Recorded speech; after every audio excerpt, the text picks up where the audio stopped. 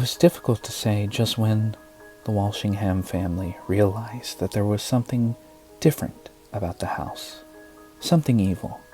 Certainly, it was before they went in and opened the shuttered windows. They hadn't been away that long. It was only 10 days since Howard Walsingham had left the house with his wife, their teenage son and daughters, and their cat and dog, to visit relatives and attend a wedding in Charleston, South Carolina, over 100 miles away. The farmhouse, which lay on the outskirts of the small town of Oakville, had always been a happy one. But on this spring day in 1889, everyone felt something was wrong. The dog, Don Caesar, refused to enter the place when Howard dragged him in. He broke into a furious snarling and barking rage. His back bristled, and this happened several times. As the day went on, he continued to act strangely, as if terrified. Later, after a neighbor and his wife came to welcome them home, Walsingham heard whines and growls from one of the rooms. When he went to investigate, he saw that Don Caesar seemed to have gone mad.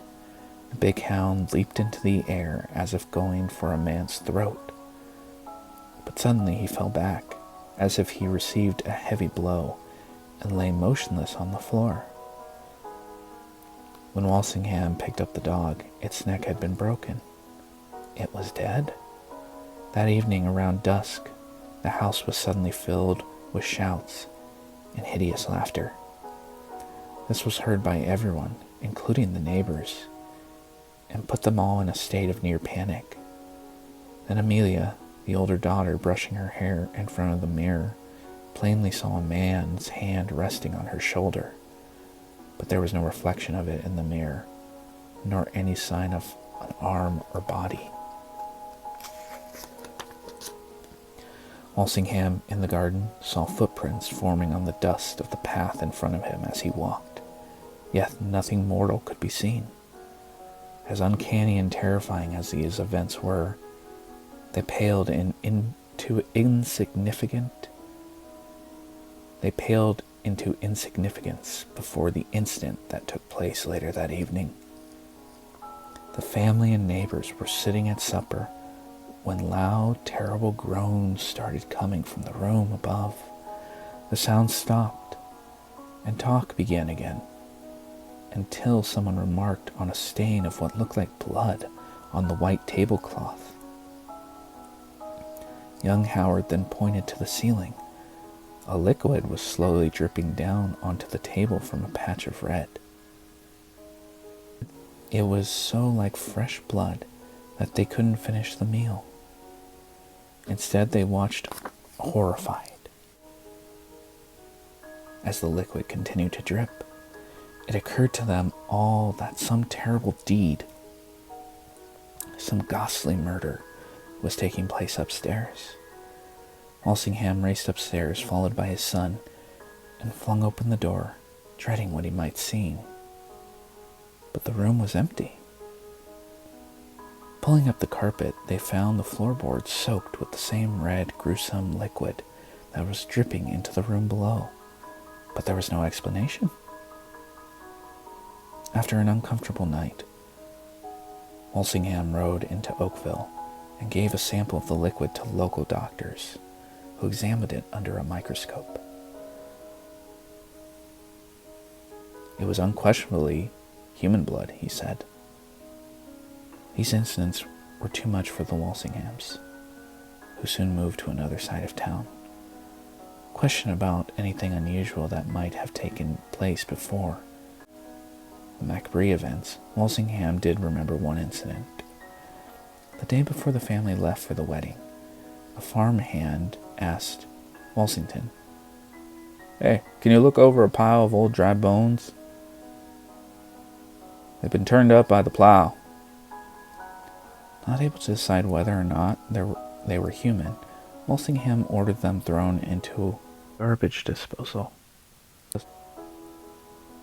A spiritualist group suggested that the spirit of the man whose bones were treated to such indignity might have summoned dark forces to his aid to make the place uninhabitable by mortals. It seems unlikely that a pile of dried bones could produce such terrifying phenomenons, but as yet, no one has come up with a better explanation. In the daytime, Nagoon Park seems a pleasant enough place, lying about 4 miles away from the town of Mancy on the western side of Lake Michigan. It's woodsy, with meadowlands, the home of birds and squirrels, and bright and busy. But at dusk, a different atmosphere settles over the silent, haunted acres. Then it becomes dark and foreboding.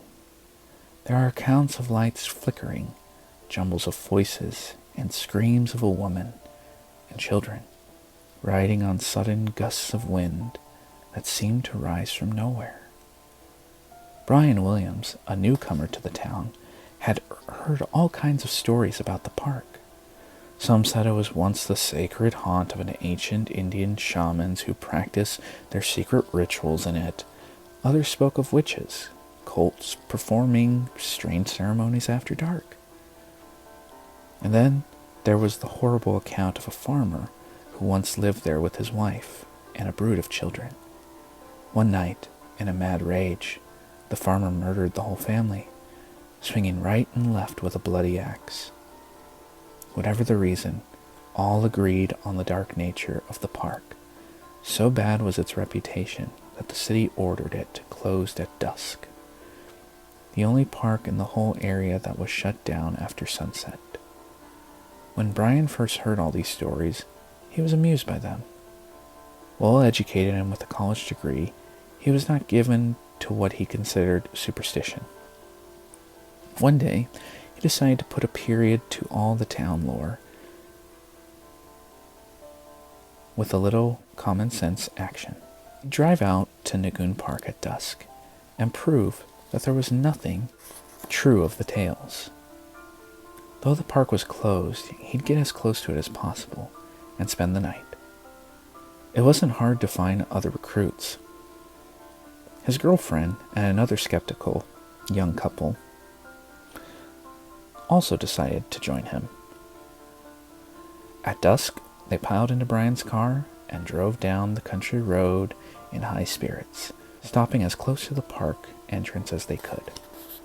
Outside the car, all was silent and motionless. The dark shapes of trees in the park hovered high against the sky wall, vague and menacing. The air had an uncanny stillness. The heavy silences seemed to flow out of the park like a thick tide. The voices of the young people sounded loud in the night. They were so shrill, almost hysterical, cackled to their laughter. Then in the stillness, something outrageous happened. The rear of the car started to rise. The couples fell silent, staring at one another. Was it their imagination? Surely it couldn't really be happening. Higher and higher rose the back of the car. Brian found himself sliding against the steering wheel, staring down at the hood, which was slanting noticeably downwards, and still the rear of the car kept rising, until it was some 4 or 5 feet above the ground, and almost perpendicular to the road. It would have taken a crane to lift the car, yet the country road was silent and deserted. Then all at once, the car was dropped. It fell with a crash. The girl in the back seat was flung against the top of the car.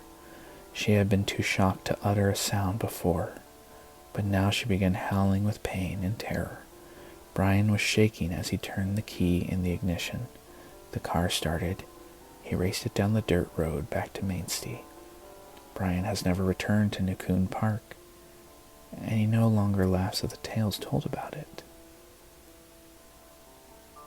because he has his own tale and story now.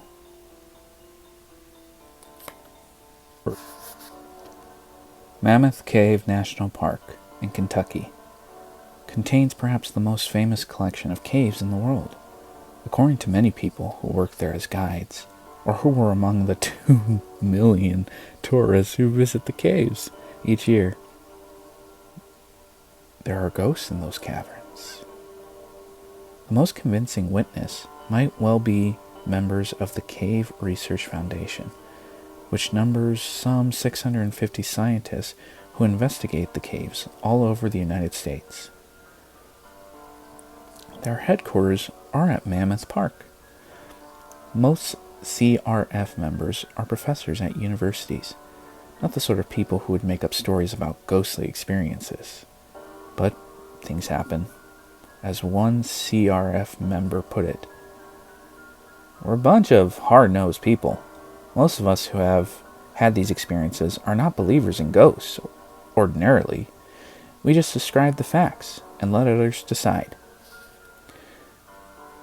2 CRF members who had a chilling experience are Dr. Will White, a professor of geochemistry at Pennsylvania State University,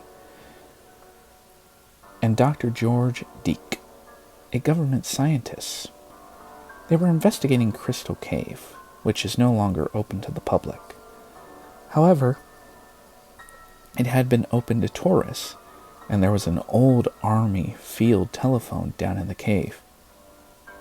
"I guess they used it," White says, "to let the guides know some people were coming to tell them to wake up." On this day, White and Deek, on their way through the cave to do some geological exploration, were walking by this ancient broken down phone when suddenly it rang.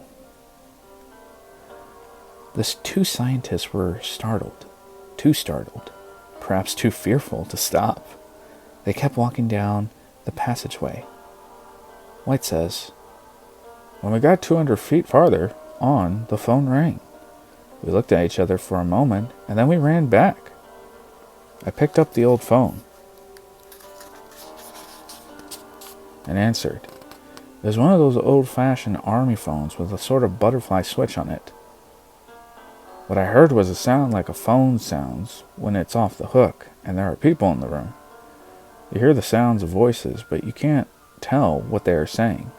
I said hello, or something like that. On the other end, there's a startled gasp, and that was all. No one responded. The line was now dead." Astonished, the 2 scientists noticed that the phone was attached to a rusty, twisted phone line. They traced it back to the mouth of the cave and out to a weathered shack that had once been a ticket office. But the phone line ended there. It was attached to nothing. Had Dr. White heard the sounds of another world?